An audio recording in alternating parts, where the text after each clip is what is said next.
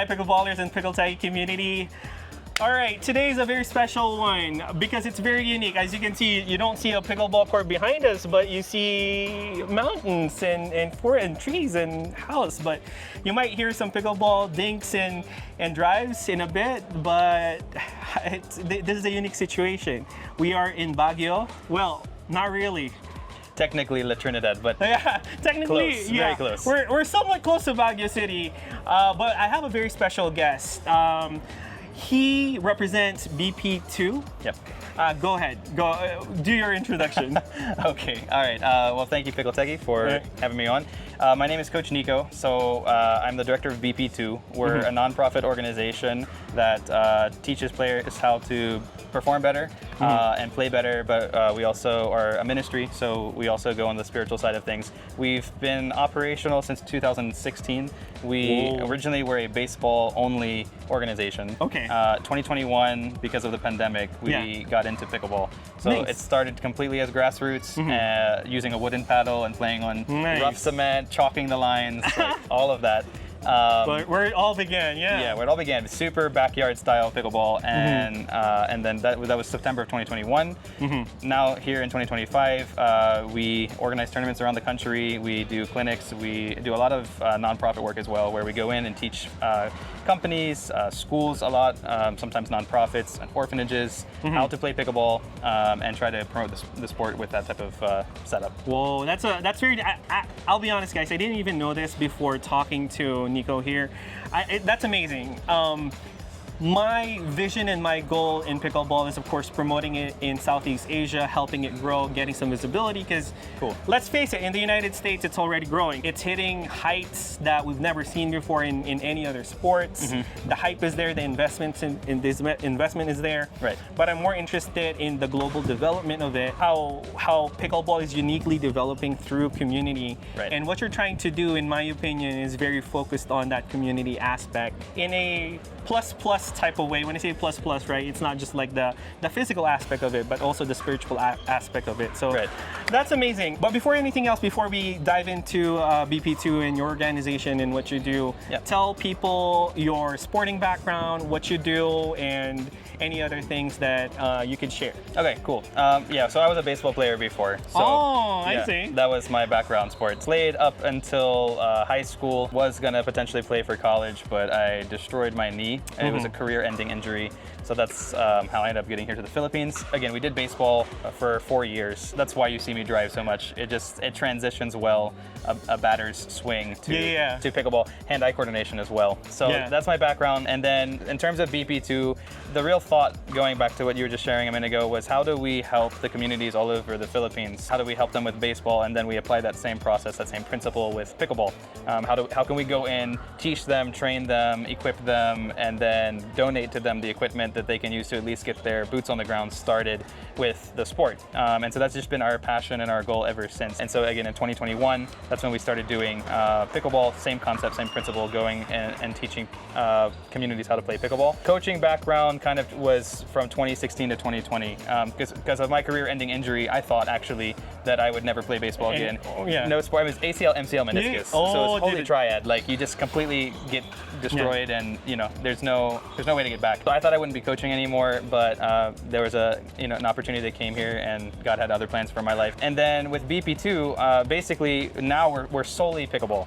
So as of January 1st of this year, we're only pickleball. The commitment, And so as the sport grew here in Baguio, so we were the ones who pioneered it here in Baguio. There was a group or two who came through once or twice, I think in 2019, but nothing really stuck because it was kind of just like a demo type of thing. So in 2021 September, when the government here gave us permission during the end of the pandemic to play pickleball, we started. It was in the athletic bowl next to Burnham Park, and again, just super grassroots, super backyard style pickleball. As we got into the game and started learning and started getting addicted, and the CPA level of pickleball, that's when we were like, hey, we should consider like maybe doing a tournament for the community. The first 3 tournaments were just for Baguio and Benguet. It was like Baguio. I think the third one was just Benguet. We got so much slack for that, man, because people were like, we want to join. But on our end, because we're a better player beyond performance, we want to make sure that what we do, we excel well at, and we want to have a good commitment, but also a good effort and ethic in how we conduct our tournaments. So we had to learn. We were You got to learn how.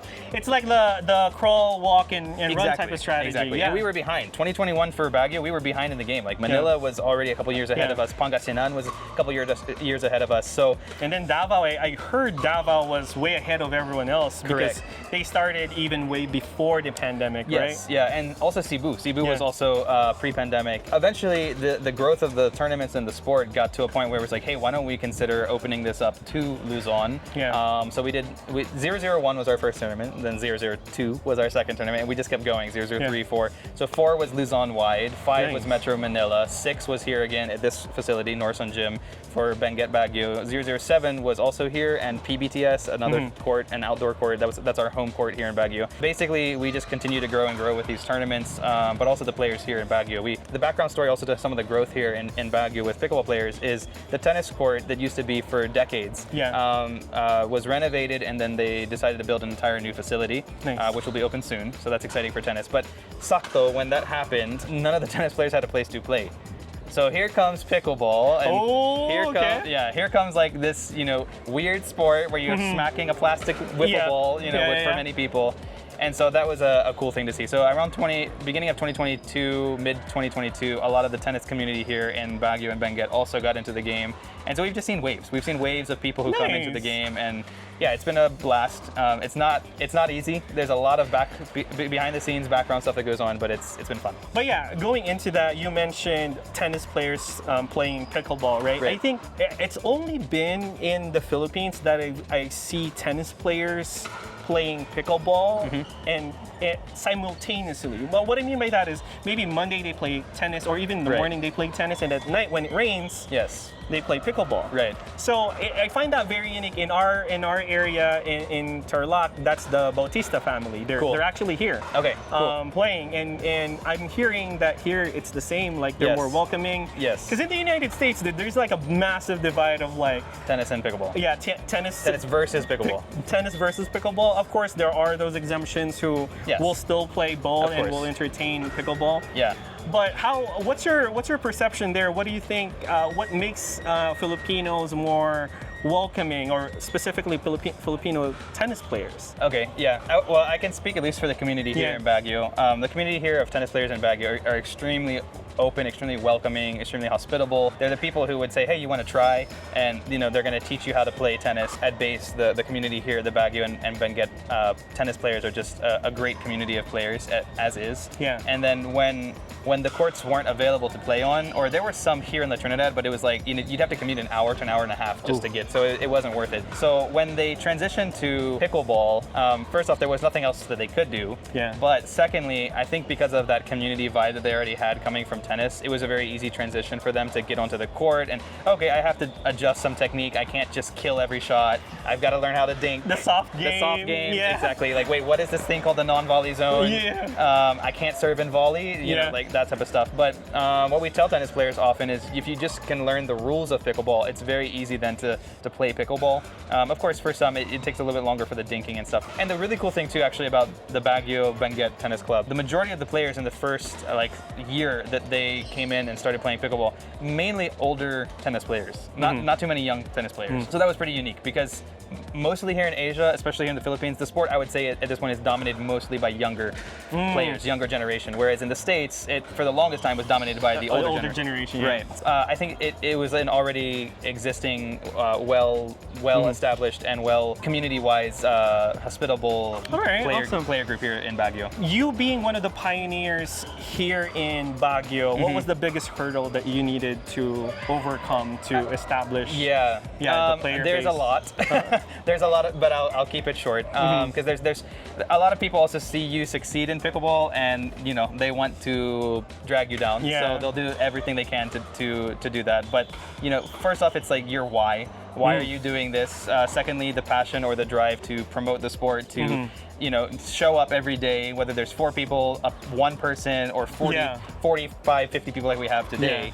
It's just that drive and dedication. But Originally, it was really hard to find a facility to play. The culture before was a little closed-minded with the sport. Like, you know, oh, that's too loud of a sport, or oh, our surface will break because. And I'm like, guys, we're dealing with a plastic ball. Yeah. It's not gonna. You know, the basketball, I think, will be louder and do more damage. We're super grateful to the seminary here, PBTS, because we got to use their indoor gym, which had badminton lines. And then around 2022, their dormant tennis court, more than 10 years that hadn't been in use. I approached them. I said, "Hey, could we potentially resurface this and make it, you know, at least 3 pickleball courts?" And they were down to it to do it. And so that was like the initial wave of like serious growth in the sport. And at the time, nobody else was doing pickleball here. Like we were the only group. Yeah, a hurdle in the beginning was just finding a facility that would allow us to play. And then as the sport started to take off, you know, you'd still have a lot of people who would look at you and be like, "What in the world is that? You know, like what are you doing?" And it's like, no, trust me, it's an actual sport. Like it started in 1965, and people are like, "Really? I've never heard of it." And so it goes from curiosity, sometimes shaming curiosity, to like, this looks interesting, doubt, then maybe, oh, I think I want to try this. They get on the court, they get hooked, and then the rest is history. Exactly. So I think I went through the same journey, right? Like during the pandemic, the only thing that you could do is like jog or pickleball, right? So while I was running around the park, I saw some older folks in the park playing like with paddles, wooden paddles and a plastic ball. Right. And initially I'm like, that's actually cool that they're exercising. And then it went on, and there's more and more people. Yeah. I didn't play during the pandemic. How I actually stumbled into pickleball was I was just burnt out of badminton. I play with the same people. It's cool. I still love badminton. Shout out to Baguio. I love you, girl. Good luck on your international tournaments. But like, awesome. Outside of that, I think the biggest thing for me is I want to try something new, right? I want to see if there's more to. There's other sports that I can you know, slowly transition into, right? And then, you know, social media hears you whenever you're thinking out loud.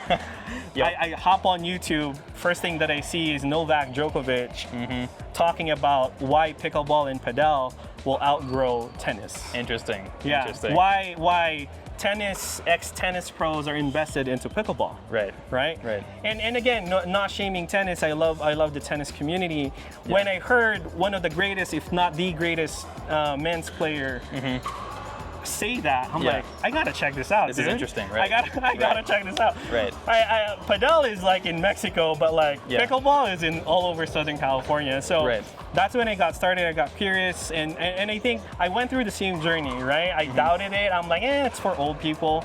And then when you start playing with old people, and then they whoop your behind like crazy. I'm like, oh my God. Going into your coaching background, right? I think that's something that I also want the people to know. From the coaching that you've been doing, what are the common students? Who are the common students that you're getting? I was a professor for 4 years, and I taught the same subject that I studied. So I went through the side of learning it, and then I went to the side of teaching it, right? And of course, when you're learning it, you're like, oh my gosh, I wish there was so much more application and less theory. And then when you're teaching it, you realize there's so much information, but if you don't know how to communicate it properly, it's meaningless. Exactly. It's absolutely meaningless. So you'll see some of the best people come in with the knowledge of the game, going to pickleball now. They have the knowledge of the game, they just don't know how to execute teaching it or communicating it, right? So there's different types of coaching. You have beginners coaching, which is, this is how you... The fundamentals. The fundamentals, exactly. This is how you play the game, this is the rules, this is how you're gonna dink, maybe a third shot drop, you maybe get a drive or some good serves in there, but that's beginner level coaching. When you get to the next level of intermediate level coaching, it's a whole different game, right? So for the longest time, I personally would say that I was a beginner coach because we started from grassroots, right? And especially during the pandemic, there was no way for us to be certified. You could get Zoom certified, but I don't. Zoom certification for sports. No, that's a different level. Yes. So, and shout out to all those people who did that. You know, I believe most of those people now are extremely fundamental in the growth of the sport today. But I just felt like Zoom coaching session to then certify you as a coach is not enough. I wouldn't say that it's wrong. I just say it's not enough. I think that you have to be able to communicate and teach just as well as you can play. So at one point, I did go back to the States and I did get my PPR certification. Okay. So I have the official paper, right? And for a while, there was a time where people would ask that and be like, you know, are you really certified? Or do you really know what you're doing? I feel like it's a balance. That question in itself is subjective, I personally think. Because I know a lot of people who go in and get the coaching certification and then whatever organization you go to, but then post-certification, post-piece of paper, I don't see a really good platform or a really good format in how they go about doing their coaching. So it's subjective, I think. I think you should be certified, but I also would say that if you're not yet certified, it's not like the literal end of the world. If your results and your performance as a coach, or you see so many players getting into the game and performing and playing extremely well, I would say that also has credibility. That's also why I feel like a lot of tennis players who maybe already have their certification in tennis, a lot of that can apply to pickleball, right? Especially the dedication, the mindset, the mind game, the mental game of tennis, it transfers over to pickleball. But then in terms of coaching here in Baguio, usually we're coaching people who have very little background in a sport. Or maybe they played badminton. And that's something also that we tell players is like, hey, within a few sessions of coaching, you will know the rules, you will know the fundamentals. That's something that we can guarantee you. Like we've done this thousands of times at this point. So we know our formula and we know it works with BP2. But at the same time, we're honest with the players to say, hey, if you want to start growing from here at your own pace, it will take longer. It will take a lot longer, but that's okay. If that's as much as that you can do or can allot your time with, that's fine. But we also recommend if you have the time, you will get better much faster. And I think that's where players have to make that decision. And do I really want to invest in this sport and I really want to work hard at it, which requires to be coached? Or do I just want to be at the recreational level? I would also say like self-control and having patience in the game is such a key concept to playing well in pickleball. For me, playing pickleball is very therapeutic in a way of like you gotta be calm, you gotta reset your mind. And it's also an embodiment of like how you should play in my opinion. Especially for us coming from different racket sports. I think that's where it's gonna take some time when for people to realize that pickleball is more of a chess game than anything else. Chess is very much like in preparation of how you're gonna end the game. Correct. It's a strategic approach. That's something also when you're talking about like a 3.5 or a 5.0 level. The 5.0s are already thinking about the third, the fifth, the seventh. They're also thinking about the counters they're going to make on the second, fourth, and sixth. Like it's just they're so far ahead of where you're just driving the ball. And we talk about it in coaching where you have reactive versus proactive. So reactive is just whatever you hit at me, I'm going to try to get it back, right? But proactive is thinking if I hit the ball to here or to this player or to this placement, then what's going to happen in return? And where do I need to be ready for that next shot? Well, okay. A couple of last questions for me. In your coaching sessions and in your, you've been coaching for quite some time now, where would you say is the average Filipino pickleball players at this point in terms of if you use the DUPR system, right? If you're using DUPR system, okay. Where is the general Filipino pickleballer, and where would you say are the highest ones right now? Well, to the players that I know, right? There's so many players that I have not played with or I don't know yet. I've only been down to the Visayas region, so I haven't been to Mindanao yet. Let's plan for that, Davao, right. So I would say generally a lot are at 3.5. Generally a lot are at 3.5. There are definitely some 4.0 players, especially here in Baguio. Most of them are actually not here today, but there are definitely a lot of 4.0 players, a handful of 4.5s.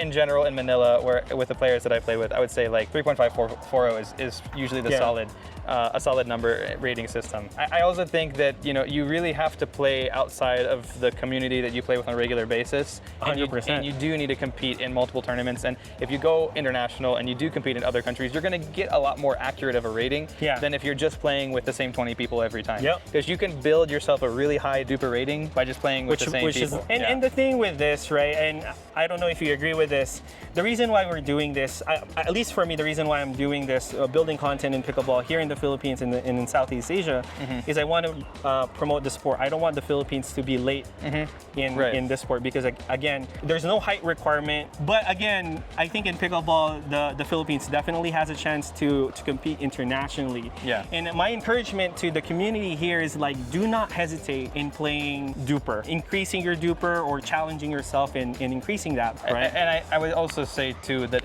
I would recommend, I mean, obviously first off for being honest and having integrity as a player, but I would recommend playing up a level, at least a 0.5 higher than you think you actually are. Yeah. Because you're gonna learn more in that tournament than if you bump yourself down a level and a half or an entire 1 point level, so that you can just go in and sandbag everybody. At that point, you have to ask yourself, are you playing to get a medal or are you playing to learn and improve as a player? And that's the thing, right, Nico? I never understood the idea of sandbagging, because if you just want a medal, buying a medal is so much cheaper than the tournament registration. I'll be honest with you guys, like, what's the point of that? If you just want the hardware, just buy it, right? And I can also say this too, the top players right now here in the Philippines, immediately the two that come to my mind is Ian Leander and Sarah Jane. They're some of the top players here in all of Asia. They're the top two players. These players are constantly pushing the DUPR system because they understand the importance of having an accurate rating, and that helps you as you plan tournaments, especially if you want to do seeding versus random draw, but also so that you have a better accuracy of the people that you're drilling or practicing with, and then eventually, ideally, you would get to a point where you have 3.5, 4.0, 4.5, 5 play. And so, kind of like we were talking about earlier when we were outside, is the idea of you really want to try to play in a category that's at least 0.5 above what you think you are, so that you can play and learn. You shouldn't be going into a tournament thinking that I'm going to come in here and destroy everybody on my first tournament in pickleball. Like, especially if you have a tennis background. Like, you should be going in humble and maybe go up even 0.5 so that you learn. So that for your next tournament, you're going to do better. But again, it's a priorities thing. My hope is for other countries outside of the United States, we strive to be at the level where the best players are competing, or majority of pickleball players are competing. So I think that is the biggest challenge of our communities, right? I want to inspire this community to challenge themselves to compete at that level, so that when this international circuit starts, because I want to contextualize this to you guys. When PPA tours, like the last Australia tournament that happened there, it's not just the pro players who are playing. They actually opened that up into lower divisions like 4.5, 4.5, even I think the lowest that they go is 3.0. So if you really want to compete at the highest level, again, we need to challenge ourselves by competing a step above where you're at right now, because trust me, you're probably 2 steps below where everyone is at, or majority of the players are at. You mentioned that there's the brand new facility coming up, right? As of today, you're playing here, which is 20 minutes out of the Baguio city. And then there's the one in the seminary, right? So in January 1st, all of that is not gonna continue. Is that on June 1st? June 1st. June 1st. It's just full focus on Camp John Hay. So I guess a little bit about what's coming soon here in Baguio City. So for the longest time, this was actually the nicest facility that we could play at. And for basketball, it's extremely nice. And even for what we have available here in Baguio, Benguet, we're extremely grateful for this place, Norson Gym. However, in 8 days from today, as we're recording this, we will have 4 dedicated USAP-approved standardized surface courts here in the city of Baguio. It'll be in John Hay, for those who know that place. And so this will be 30 by 60. So it's almost exactly what you need for tournament standards. And for, of course, high-level play, it's already enough. We're super excited because this will really be elevating and bringing pickleball to the next level here in Baguio City. So that's something that you can stay tuned for. June 1st is the opening. It's called John Hay Sports Pavilion. It'll have 4 USAP courts and 3 3x3 FIBA basketball courts. Amazing. All right, aside from that, where can they find you? Sure, you can find us on Facebook, Instagram, and YouTube, BP2 Asia. So the letter BP and number 2. Awesome.